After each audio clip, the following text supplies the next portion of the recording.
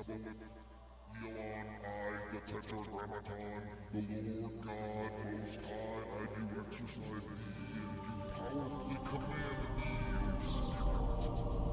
Elon, I, the Tetragrammaton, the Lord God Most High, I do exercise thee, and do powerfully command. In the dark shadows, in the white cold, fearlessly we search for knowledge new and old. We drink the strong spirits and read the ancient tomes. The order of the Abracast. We are the brave and the bold.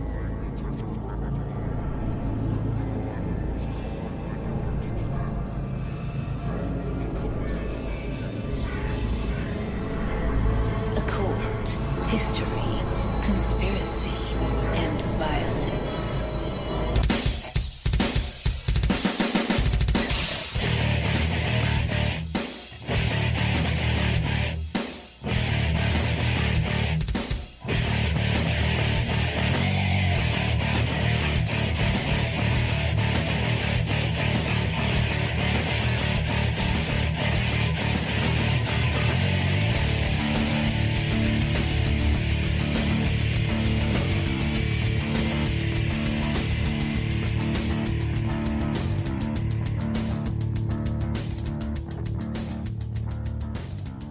Hello and welcome to the Abracast. I'm your host, John Towers, and tonight I am bound and determined to finish this book, The Creature from Jekyll Island by G. Edward Griffin, a second look at the Federal Reserve. We've been talking about this now for, it seems like, I want to say maybe 12 weeks or something like this, and we're going to be wrapping it up. Tonight's going to be the last episode. No matter what. So, without further ado, I am going to get into it. Just a quick reminder, Abracast.com, the Storefront, tarot cards, t-shirts, and other things. Feature topic link. You can find all of these episodes collected there with links to them. And yeah, I guess that's it. Oh, I have my vessel of the art here, and it is holding my weapon of mass distraction, the Jin Jihad. So let me kick this evening off properly by taking a hit of the mother's milk.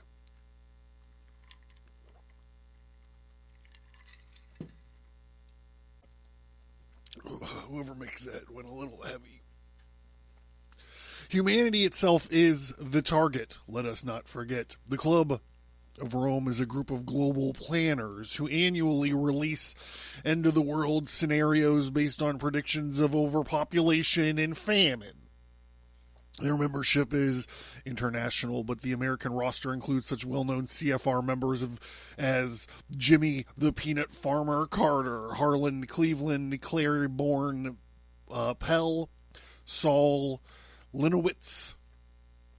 Their solution to overpopulation is a world government to control birth rates and, if necessary, apply euthanasia. This is a gentle word for the deliberate killing of the old, of the weak, and of course of the uncooperative. Step into line, please. And show me your papers, please.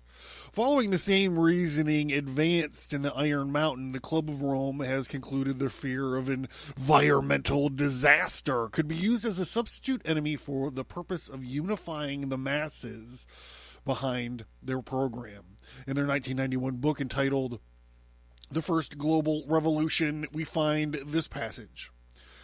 In searching for a new enemy to unite us, we came up with the idea that pollution, the threat of global warming, water shortages, famine, and the like would fit the bill. All these dangers are caused by human intervention. The real enemy then is humanity itself. See, when we talk about the World Economic Forum and the CFR and all this, and this idea of using the ecology, the environmental movement, as a substitute for war, I think this is why when COVID happened, everyone started saying things like, this is a golden opportunity. Like, they didn't have to scrap the environmental part, but this was like something that they could add onto it. And boy, howdy did they. Think of like all the wartime terms and like the little slogans and stuff that came for battling COVID. Remember, stay safe. Buy war bonds. Socialist theoreticians have always been fascinated by the question of controlling population growth. It excites their imagination because it is the ultimate bureaucratic plan. If the real enemy is humanity itself, as the Club of Rome states, then humanity itself must become the target. Fabian socialist Bertrand Russell explained it thus: I do not pretend that birth control is the only way in which population can be kept from increasing. War, as I remarked a moment ago, has hitherto been disappointing in this respect. Perhaps bacteriological war might prove more effective if a Black Death could spread through the world. Once in every generation, survivors could procreate freely without making the world too full. Someone actually fucking said this. Like, this was an idea that someone was like, man, it would be really great. And who was it? One of the last Rothschilds that died. They were like, when you die, what do you want to come back as? And the guy was like, I would like to come back as a virus and kill half the people. Okay, Thanos, good night. A scientific world society cannot be stable unless there is a world government. It will be necessary to find ways of preventing an increase in world population if this is to be done otherwise than by wars, pestilence, and famine. It will demand a powerful international authority. This authority shall deal with the world's food to the various nations, the proportion of their various nations in proportion of their population at the time of its establishment of authority. If any nation subsequently increased its population, it should not on that account receive any more food. The motive for not increasing population would therefore be very compelling. Very compelling indeed. These quiet-spoken socialists are not kidding around. For example, one of the most visible environmentalists and advocate of the population control is Jacques Cousteau. Je m'appelle Jacques Cousteau. Je m'appelle Jacques Cousteau. Interviewed in the United Nations UNESCO Courier, that was a little Guar drop for you guys. I don't know if you know Guar or go that far back. It's a cool place to park, man. In November of 1991, Cousteau spelled it out. Speaking of death by cancer, he said, should we eliminate the suffering diseases? This idea is beautiful, but perhaps not benefit for the long term. We should not allow our dread of disease to endanger the future of our species. This is a terrible thing to say. In order to stabilize world population, we must eliminate 350,000 people per day. It is a horrible thing to say, but it's just as bad as not to say it. Guy was like a supervillain underneath that beanie. Skipping ahead in our text to a section called U.S. branded as an ecological aggressor. You kind of, yeah, that's what the, okay.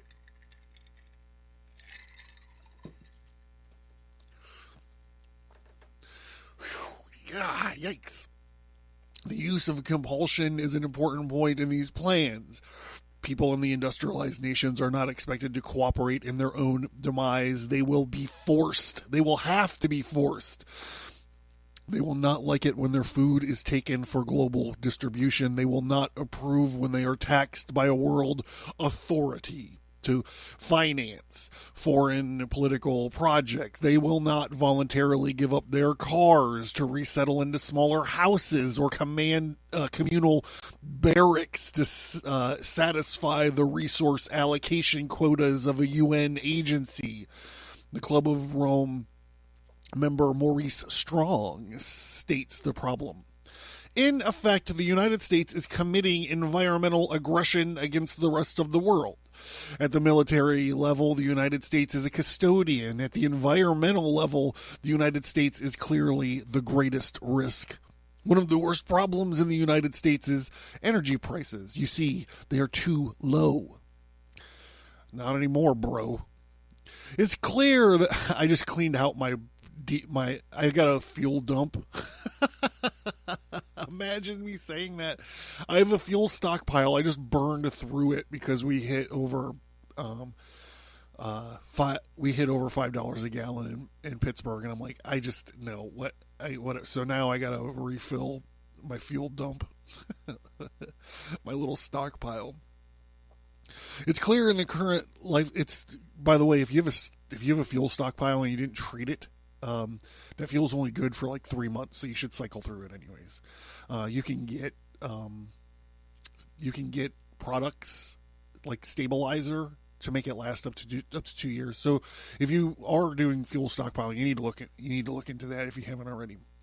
It is clear that current lifestyles and consumption patterns of the affluent middle class, involving high meat intake, consumption of large amounts of frozen and convenience food, ownership of motor vehicles, numerous electric household appliances, home and workplace air conditioning, expansive suburban housing are not sustainable.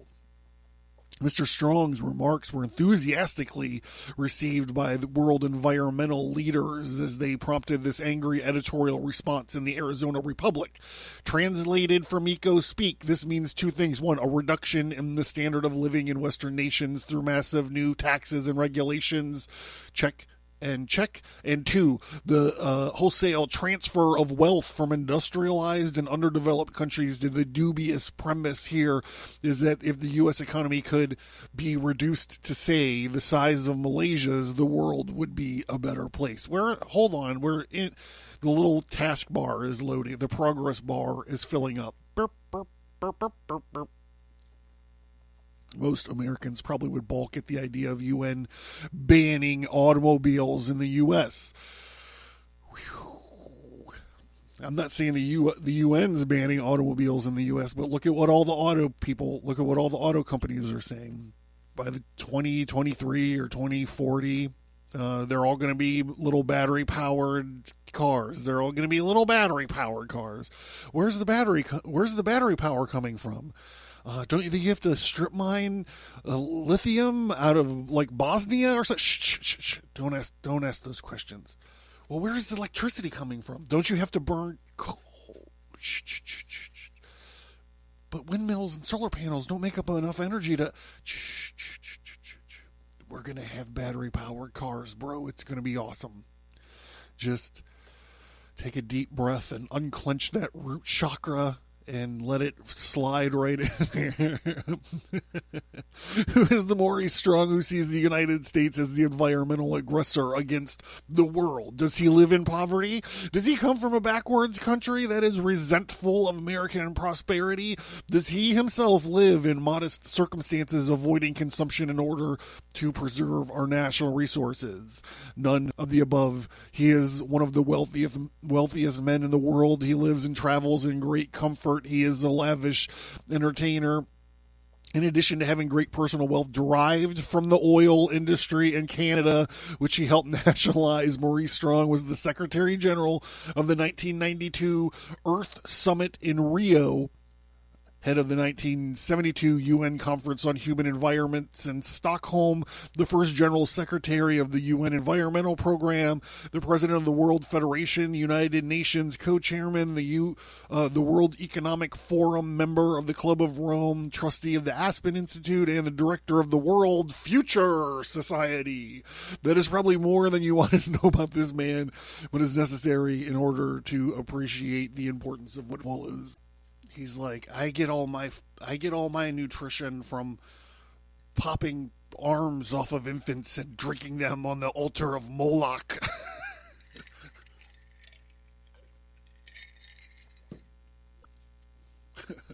A plot for economic crisis. Maurice Strong believes, or he says he believes, the world's ecosystem can be preserved only if affluent nations of the world can be disciplined into lowering their standard of living. Well, if we can't be disciplined into it, they're just gonna fucking do it. Take a look around. What was that? Is that the song for Three's Company? Knocking at your door. I don't know. Production and consumption must be curtailed to bring that about. Those nations must submit to rationing, taxation, and political domination by world government. They will probably not do that voluntarily, he says. So they will have to be forced to accomplish this. It will be necessary to engineer a global monetary crisis. Which will destroy economic systems, and then they will have no choice but to accept the assistance and the control from the UN. This strategy was revealed in the May 1990 issue of The West magazine, published in Canada, in an article entitled "The Wizard of Boca Grande." Journalist Daniel Wood described his week-long experience at Strong's private ranch in southern Colorado. This ranch has been visited by such CFR notables as David Rockefeller. Maybe he's the one that said that he wanted to die and come back as a virus so he could kill everybody. Maybe it wasn't who I thought. Anyhow, regardless. Secretary of State Henry Kissinger, founder of the World Bank Robert McNamara, and the presidents of such organizations as IBM, Pan Am, and Harvard. During Wood's stay at the ranch, the tycoon talked freely about environmentalism and politics. He expressed to his own worldview. He said he was planning to write a novel about a group of world leaders who decided to save the planet. And as the plot unfolded, it became obvious that the story was based on real people and real events. And Wood continues the story. Each year, he explains, as a background to telling of the novel's plot, the World Economic Forum convenes in Davos, Switzerland. Over 1,000 CEOs, prime ministers, finance ministers, and the leading academics gather in February to attend meetings and set economic agendas for the year ahead. It's the reset. With this as a setting, and then he says, what if a small group of these world leaders were to conclude that the principal risk to the earth comes from the actions of rich countries? And if the world is to survive, those rich countries would have to sign an agreement reducing their impact on the environment. Would they do it? The group's conclusion is no, the rich countries wouldn't do it, and they won't change. So in order to save the planet, this group decides it's the only hope for the planet that these industrialized civilizations collapsed. It isn't our responsibility to bring that about, or isn't it our responsibility to bring that about? This group of world leaders, he continues, form a secret society to bring about an economic collapse. It's February. They're all at Davos, and these aren't terrorists. They aren't world leaders. They've positioned themselves in the world's commodity and stock markets. They've positioned themselves in the world, or they position themselves in the commodity and the. Why do I keep reading the same sentence over and over again? They've engineered using their access to stock exchanges and computers and gold supplies a panic. Then they prevent the world's stock markets from closing. They jam the gears and they hire mercenaries to hold the rest of the world leaders at Davos as hostage. The markets can't close. The rich countries, as Strong makes a slight motion with his fingers as if he were flicking a cigarette butt out the window. I sit there spellbound. This is not any storyteller talking. This is Maurice Strong, and he knows these world leaders. He is, in fact, the co-chairman of the Council of the World Economic Forum. He sits at the fulcrum of power. He is in a position to do it. I probably shouldn't be saying things like this, he says. Well, there you go. Maurice Strong's financial plot probably shouldn't be taken too seriously, except if you look out your fucking window, at least in terms of literal reading of future events. This is not unlikely that this will unfold in the exact manner, although it is not impossible. For one thing, it would not be necessary to hold the leaders of the industrial nations at gunpoint. They would be the ones engineering the plot. Leaders from the third world countries do not have the means to cause global crisis. They would have to come from the money centers, New York, London, and Tokyo. Furthermore, the masterminds behind this thrust for global government come from the ranks of the CFR in America and from other branches of the International Round Table in England, France, Belgium, Canada, Japan, and elsewhere. They are the ideological descendants of Cecil Rhodes, and they are fulfilling his dream.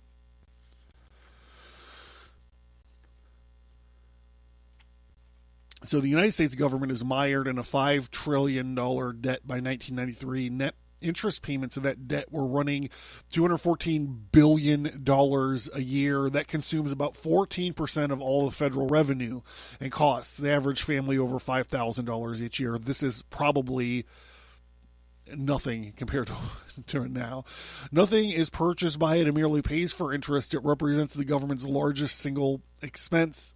Interest on the national debt is already consuming more than 57% of all of the revenue collected from income taxes. At the present rate of expansion, this will consume 100% in 1998. I didn't do any follow-up on that.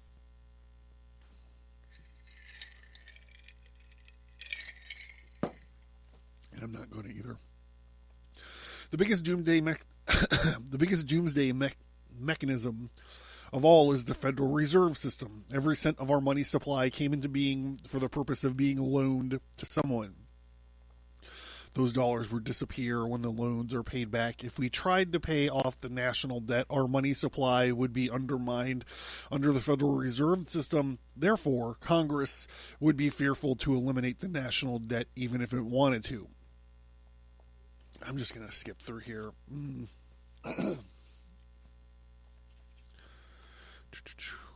Several surrogates for war were considered, but the only one holding real promise was the environmental pollution model. This was viewed as the most likely to succeed because it could be related to observable conditions such as smog and water pollution. In other words, it would be based partly on fact and therefore believable, and two predictions could be made. The predictions could be made showing end of Earth scenarios just as horrible as the atomic war, just as horrible as atomic warfare. Accuracy in these predictions would not be important. Their purpose would be to frighten, not inform.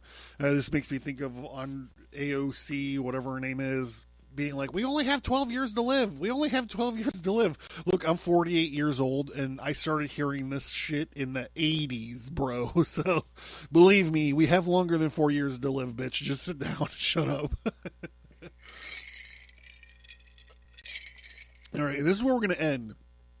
In chapter 25, the book continues to go on, but this is where I feel like the warning is. So this is called the pessimistic scenario. So this is, the worst case scenario. And as we go through this, I don't want it to be like a one-on-one matchup, but think about what is being said and what's going on like today. The future portrayed as a continuation of present trends, including a hypothetical banking crisis, massive inflation, collapse of the economy, domestic violence, the issue of a new UN money, the arrival of UN peacekeeping forces, and the final merger into the new world order, a form of high-tech feudalism. So just taking this paragraph, what I'm trying to say is like, look, the idea of the UN becoming the New World Order is sort of antiquated. It's quaint. Instead now, when we think of the issuance of new money, let's not think of it as new UN money or new one world government money or New World Order money. Like, we don't need to go that far because we're talking about all the central banks being linked. So just think of the Fed, new Fed money. And that's not new, but what I want to think about is the cryptocurrency, right? Cryptocurrency came around because it wasn't supposed to be centralized, and It was really like there to be private with like the blockchain, and it's no one's business what's going on with it or who it even belongs to.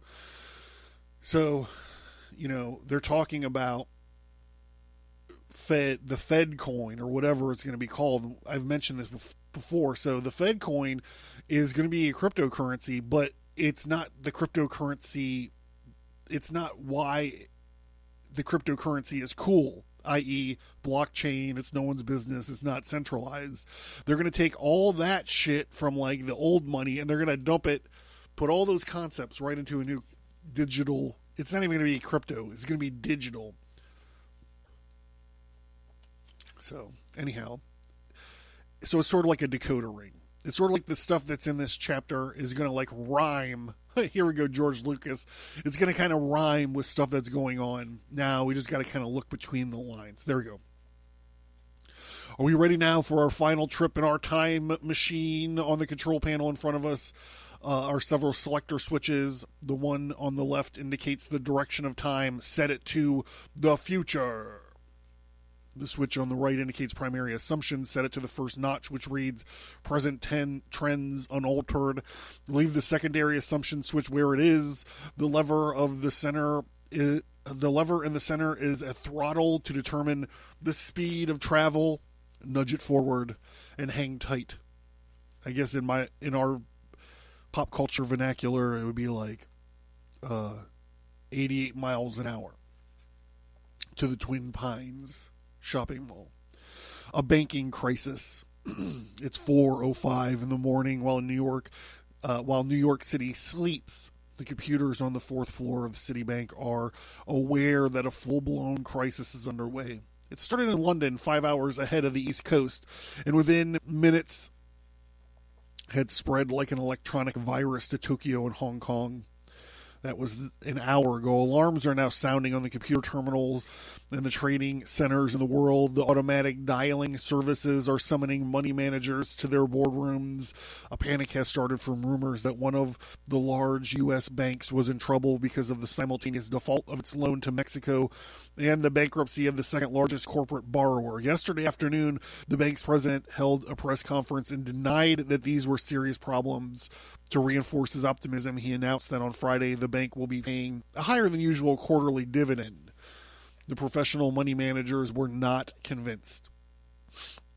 And they knew that writing off these loans would wipe out the bank's entire net worth. All American banks were now so intertwined in their operation that trouble for one affects them all. By 5 a.m., the money center banks are facing heavy withdrawals from overseas depositors. By the time the sun peaks between New York skyscrapers, Americans are also taking their money. These are not small transactions. They involve other banks, insurance companies, investment funds. The average withdrawal is over $3 million. The reservoir is draining fast. It is now 7:45 a.m. The banks will soon be opening their doors, and already newspaper reporters, TV crews are arriving outside. A plan of unified action must be made quickly. The chairman of the Federal Reserve has arranged an emergency conference call with the CEOs of all the major banks, including one who is located at great effort at his fishing lodge in northern Canada. The president is also tied into the telephone network, but on a silent monitor basis. Other than the chairman, no one else knows he is listening. Well, what good would it do anyways? Mr. President, do you have any ideas? And he would be like, banana cake. Come on, man. I'm not joking. Banana cake. All right, cutting ahead here. The chairman cuts the monologue short as he's well aware that banks must not be allowed to fail. They're too big to fail. That, after all, was one of the reasons the Federal Reserve was created. He wants to get on with the details of how to do it. Yes, the FDIC is already broke, but don't worry about that. Congress will authorize a loan or some other mechanism for the Fed to create whatever amount of new money is needed. If Congress moves too slowly, the Fed has other technical means to accomplish the same result. In the meantime, unlimited funding will be available at the Fed's discount window by 8 a.m. Eastern Standard Time. The printing presses are already running at full capacity to provide the currency. Fleets of airplanes and armored cars are standing by to deliver it. Furthermore, don't give up on those defaulted loans. Congress will probably bail out the bankrupt American corporation. And the president has said he will ask for additional funds for the IMF World Bank. That money will be created by the Fed to carry the stipulation that it must be used by Mexico and other defaulting countries to resume interest payments on their loans. So stupid. The bankers are told to open their doors to the public and act calm. The press already knows that something is going on, but not the seriousness of it. To tell them only what they already know, nothing more. If people want to withdraw their money, give it to them. If lines should develop, call the police to maintain order, but continue paying out. Offer to stay open after closing hours, if necessary, to accommodate everyone. Above all, have the tellers take their time, check and double-check each transaction, move the lines slowly. The armored trucks will arrive at the busiest hour, so the guards can carry sacks of money past the customers for visual confirmation that there is enough for everyone. A bank officer should tell the crowd that a fresh delivery of money has just been made from the Federal Reserve System, and there is plenty more where that came from. Once people begin to convince the bank is able to pay, most of them will tire and wait and will go home. So the panic is averted. So skipping ahead. Now it's 7 weeks later, something happened, but no one knows what. It's like a spark igniting a twig, spreading to a branch, and then engulfing the entire forest. The public has panicked. Responding to a primitive herd instinct, they are descending on their banks and the thrifts, and they want their money and they want their savings. Perhaps it was the newly released statistics showing higher unemployment, or the continued rise in bankruptcies for the congressional vote to increase the national debt again, or the jump on Social Security taxes, or the loss of another 140,000 jobs to Mexico, or the riots in Chicago and Detroit, or the more food stamps and government housing, or the presence of UN peacekeeping troops to augment the National Guard, or the rumor that the Bank of America is technically insolvent, or the UN World Court ruling that the number of American automobiles had to be cut by 30% by December 31st, or the skeptical tone in the voice of the CBS News anchor as he quoted the latest prediction in renewed prosperity. That's a good one. Whatever it was, there is now long lines of sober-faced depositors outside every bank. There's not enough cash in the vaults to meet the demand. Most money is checkbook money, which means it consists merely of magnetic impulses on a computer.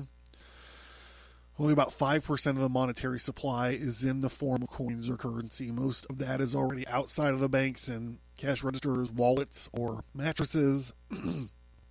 The amount inside the banks is only about 0.5%. The Fed's emergency supply of currency, a large quantity warehoused for exactly this kind of crisis, is inadequate. This time, the printing presses cannot keep up. Spokesmen from the Treasury and the Federal Reserve appear on TV to assure the nation that there is no need for panic and everything is under control. The only problem is the irrational behavior of the alarmists who have no faith in their country. No one believes them.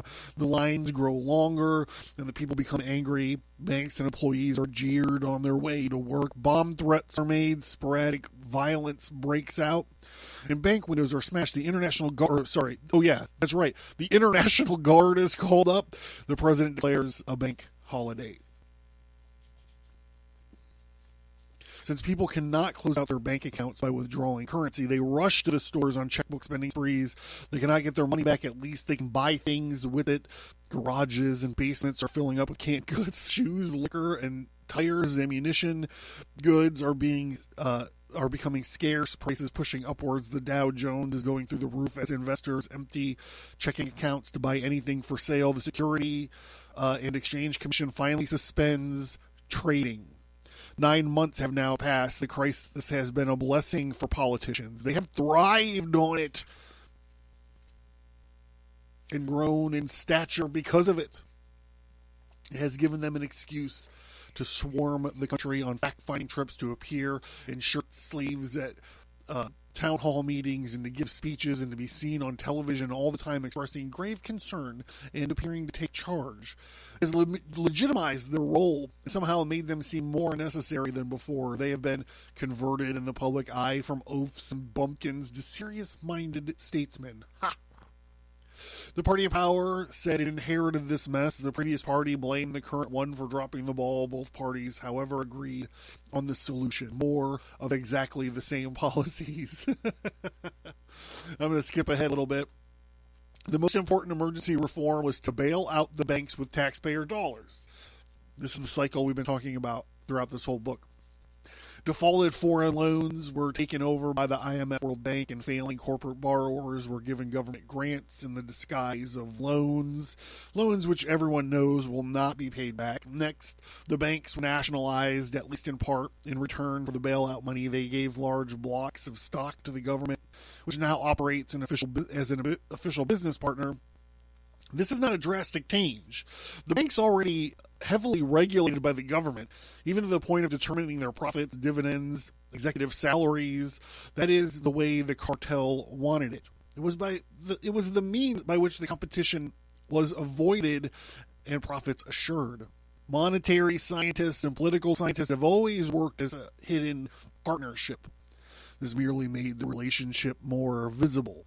Technically, no bank was allowed to fail. The Fed kept its promise on that. When the troubled banks were taken over, all depositors with $100,000 or less were fully protected. If they wanted their money and the banks didn't have it, the Fed simply manufactured it. No one was worried about the value of those dollars. They were just happy to have them. 10 more months have now passed, and these new dollars are flooding through the system. The money supply has increased by the amount of the bailout plus the amount of the new spending for welfare, health care, interest on the national debt, foreign aid, all of which are in a vertical climb. Inflation has become institutionalized. All I wanted was a Pepsi. Mom, can you just get me a Pepsi? The dollar has been dethroned as the world's de facto currency. Foreign investors and central bankers no longer have any use for the dollar. So I'm going to back up on this for just a second while my mind's catching up to my mouth. I said in an earlier episode, one of these episodes, that when new money gets rolled out, we take a beating like 30 to 40%.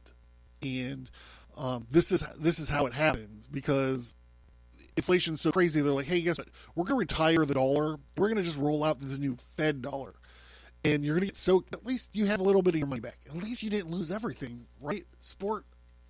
Hey, sport. At least you didn't lose everything, right? The dollar has been dethroned as the world's de facto currency. Foreign investors and central banks no longer have any use for dollars. They have sent them back to the United States from whence they came. Over 1 trillion of them have returned to our shores like a huge flock of homing pigeons that fills the sky from horizon to horizon. They are buying up refrigerators and automobiles and computers and airplanes and cargo ships, armored tanks, office buildings, factories, real estate. They're pushing prices to levels that would have seemed impossible a year ago. A single postage stamp costs as many dollars as once would have purchased a new TV set. So this is the Weimar Republic, right? Like, you see people wheeling wheelbarrows full of, I don't know, Deutschmarks or whatever they were fucking using back then to buy like a loaf of bread.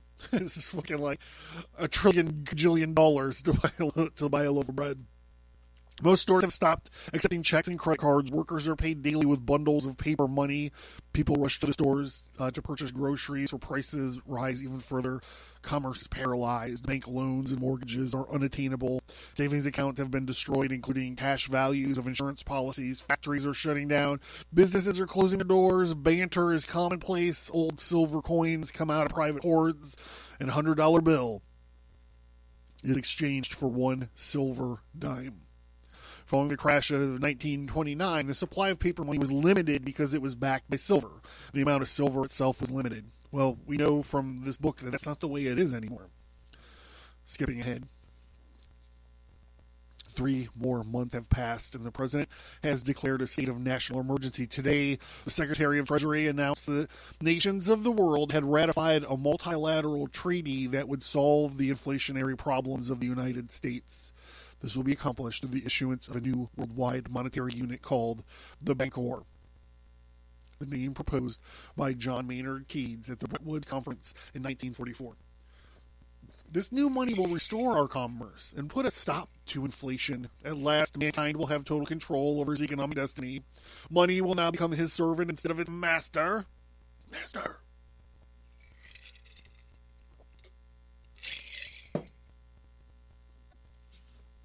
The United States said that has agreed to accept the Bancor as legal tender for all debts, public and private. The old money will continue to be honored, but will be phased out over a 3-month period. After the date, Federal Reserve notes will no longer be valid. During the transitionary period, old money may be exchanged at any bank at the ratio of one Bancor for $500. All existing contracts expressed in dollars, including home mortgages, are now converted to Bancors at that same ratio. What a fucking ripoff. In the same announcement, the Secretary advised that the IMF World Bank was backing this new money with something far more precious than gold. Instead, it'll be backed by the assets of the world. These include bonds from participating governments plus millions of acres of wilderness lands that have been deposited into the UN Environmental Bank.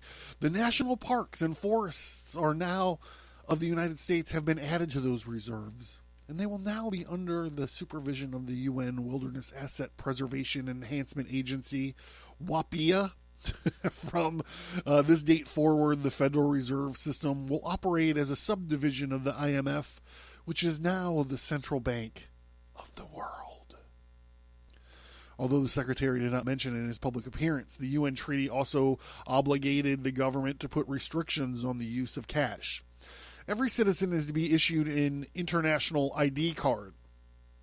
The primary purpose of this machine-readable card is to provide positive identification for all citizens, transportation depots, and military checkpoints.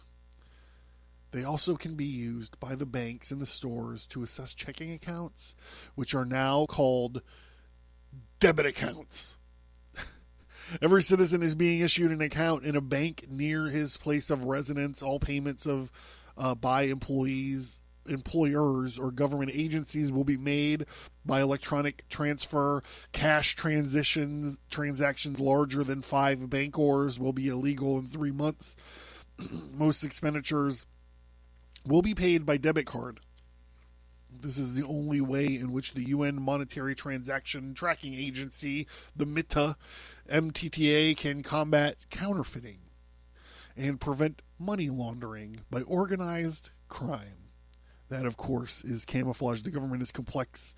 The government complex issuing this new money is the greatest perpetrator of counterfeiting in the organized crime world has ever seen. The real targets are political dissidents and those escaping taxes in the underground economy. No one will be allowed to earn or buy or sell without this ID card, nor will they be allowed to leave the country or even to migrate to another city. If any government agency has reason to red flag an individual, this card will not clear and he will be blocked from virtually all economic transactions and geographical movements. It is the ultimate control.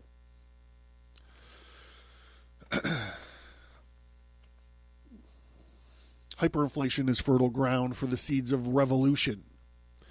The economic despair led masses to grasp onto the promises of Lenin in Russia and Hitler in Germany, Mussolini in Italy, and Mao in China.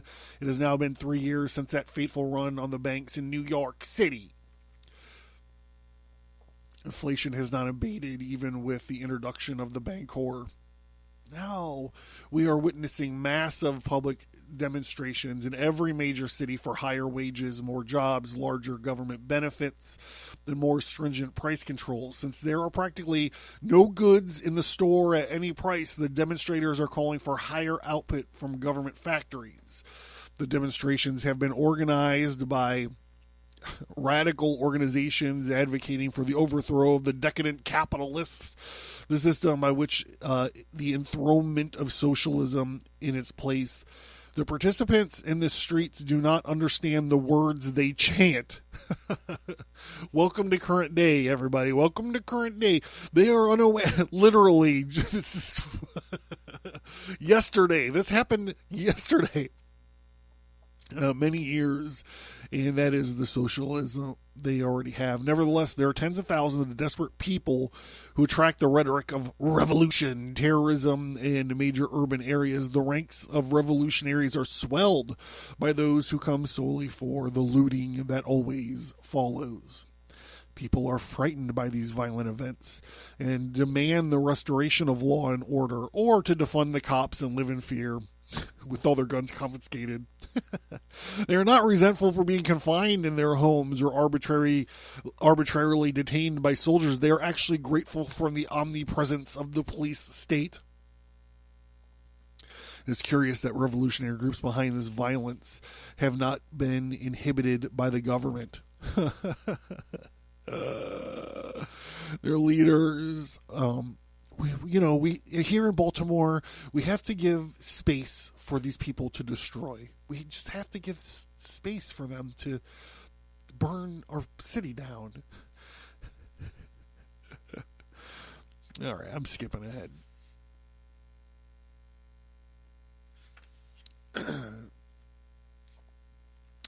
This one's scary. I think this one's already starting a little bit. Homes are nationalized. One of the first industries to feel the raw power of emergency measures was the home industry. During the early stages of inflation, people were applying their increasingly worthless dollars to pay down their mortgages. That was devastating to the lenders. They were being paid back in dollars that were worth only a fraction of the ones they had loaned out. The banking crisis had caused the disappearance of savings and investment capital, so they were unable to issue new loans to replace the old. Besides, people were afraid to sell their homes under such chaotic times, and if they did, very few were willing to buy with interest rates that high. Old loans were being paid off, and new loans were not replacing them. The S&Ls, which were in the 1980s, had been in trouble because home prices were falling, and now were going broke because the prices were rising. Congress applied an expected political fix by bailing them out and taking them over. But that did not stop those losses and merely transferred them to the taxpayers. To put an end to the losses, Congress passed the Housing Fairness and Reform Act. Has converted all Bancor-dominated contracts to new units of value called the fairness value. It's very equitable, I bet. I bet you the fairness value is very equitable and sustainable, which is determined by the National Average Pricing Index on Friday of the preceding week. This has nothing to do with interest rates. It relates to the Bancor values. For the purpose of illustration, let us convert Bancors back to dollars. A $50,000 loan on Friday become a $920,000 loan on Monday. Few people could afford these payments. Thousands of angry voters stormed the Capitol building in protest, and while the mob shouted obscenities outside, Congress hastily voted to declare a moratorium on all mortgage payments. By the end of the day, no one had to pay anything. The people returned to their homes with satisfaction and gratitude to their wise and generous leaders. It was only an emergency measure to be handled on a more sound basis later on. Many months have now passed, and Congress has not dared tamper with the arrangement. The voters would throw them out of office if they tried. Millions of people having living in their homes at no cost except for county taxes, of course, which were also beyond the ability for anyone to pay. Following the lead of Congress, the counties also declared a moratorium on their taxes, but not until the federal government agreed to make up all of their losses under a newly passed Aid to Local Government Act, the ALGA. Renters were now in the same position because virtually all rental property had been nationalized, even those that were totally paid for by their owners. Under HFRA, it's not equitable for those who are buying their homes to have an advantage over those who are renting. Rent controls made it impossible for apartment owners to keep pace with the rising costs of the maintenance. and especially the rising taxes. Virtually all rental units have been seized by county governments for back taxes, and since the counties themselves are now departments of the federal government, for the most of their revenue, the real estate has been transferred to federal agencies and returned for federal aid. So he basically goes through and talks about what's going to happen with wage price controls and the creation of work armies, or what I don't know how we would call them. I'm just going to skip to the end of this part. Another 20 years have slipped by, and now we find ourselves in the New World Order. No one around us is sure exactly when it began, or in fact, there was no official starting date, no announcement in the media, no ceremony with blaring trumpets. Sometime during the past 10 or 15 years, it became obvious that it just was. And everyone accepted it as a natural evolution of political trends and necessities. Now a whole generation is in place that has no memory of another way of life. Many of the older folks have all but forgotten the details of their previous existence, and of course many of them have been eliminated. Schools and textbooks speak of a bygone era as one of unbridled competition, selfishness, and injustice, inequity, unsustainability. Previously commonplace possessions such as automobiles and private homes and 3 pairs of shoes are hardly mentioned, and when they are derided as wasteful artifacts of a decadent society that fortunately has ceased to exist. The public no longer concerned over higher taxes. For the most part, there are none. Everyone works for the government directly or indirectly and is paid by electronic transfers to a government-regulated bank which controls all spending accounts, even those large corporations which have been allowed to maintain the appearance of private ownership are merely junior partners of the government. They are totally regulated and at the same time totally protected from failure. The amount each citizen receives for his labor is determined by his technical usefulness and his political rank. His taxes are pleasantly low or non-existent. The cost of the government is now derived almost totally from the expansion of the money supply, from the economic value of the work battalions. Each regional government of the world determines its spending needs and then offers to sell bonds in the open market to raise the money. The IMF World Bank, acting as the UN Central Bank, is the primary buyer. The bank determines how much money to allow each regional government and then purchases that amount of bonds. It accomplishes that by making an electronic transfer of bonds or an electronic transfer of credits to one of its corresponding banks within the region, receiving the money. Once that has happened, the local government can draw upon those credits to pay its bills.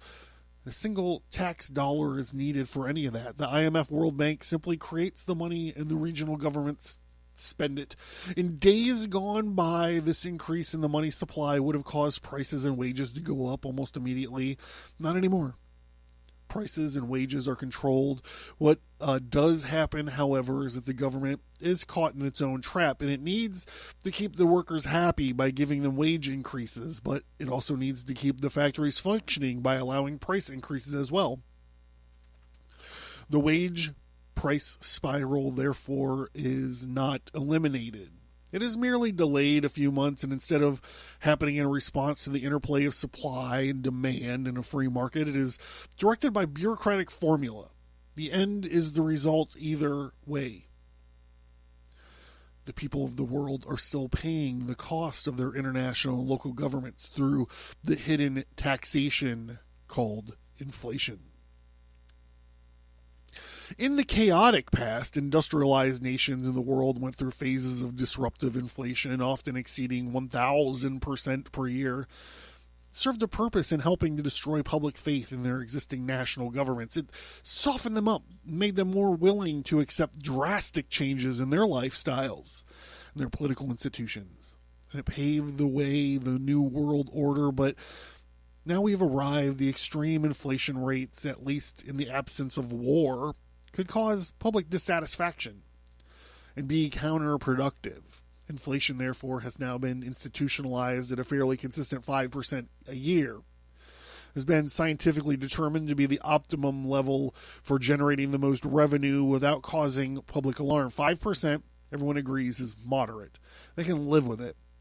In fact, it is a sign of a healthy, expanding economy. 5% is the magic number, but people tend to forget that it is 5% per year forever. A 5% devaluation applies not only to the money earned this year, but also what is left over from previous years. At the end of the first year, the dollar was worth 95 cents. At the end of the second year, the 95 cents is reduced again by 5%, leaving its worth at 90% or 90 cents, and so on. By the time a person has worked 20 years, the government will have compensated 64% of every dollar he saved over those years. By the time he has worked 45 years, the hidden tax will be 90%. The government will take virtually everything a person saves over a lifetime.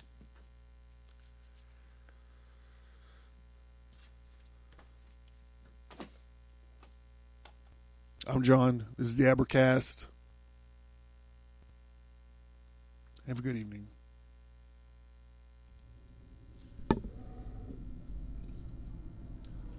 Thank you for listening, and we hope that you enjoyed the show. Please send an email or find us on social media and let us know what you think about the show. We would appreciate it if you would give us a 5-star rate and review wherever you find your favorite podcasts.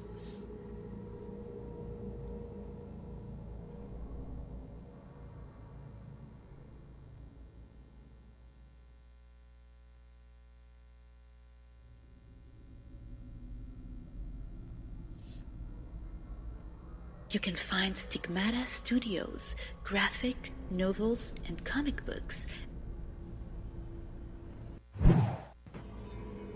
Take control of your destiny. Understand your past.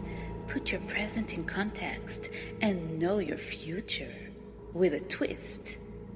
Check out the Abracast Tarot card deck. Your body is your temple. So let's make sure you got a badass t-shirt on it. Variety of cool occult themed t-shirts. And other merch like stickers, wall art, mugs, and more. Welcome to the Red Archive. Get access to over 50 hours of archived episodes. More bonus audio. Additional exclusive content. All this for only $1 a month.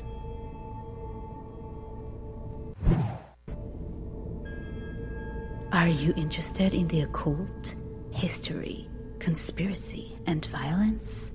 Learn more at Abracast.com.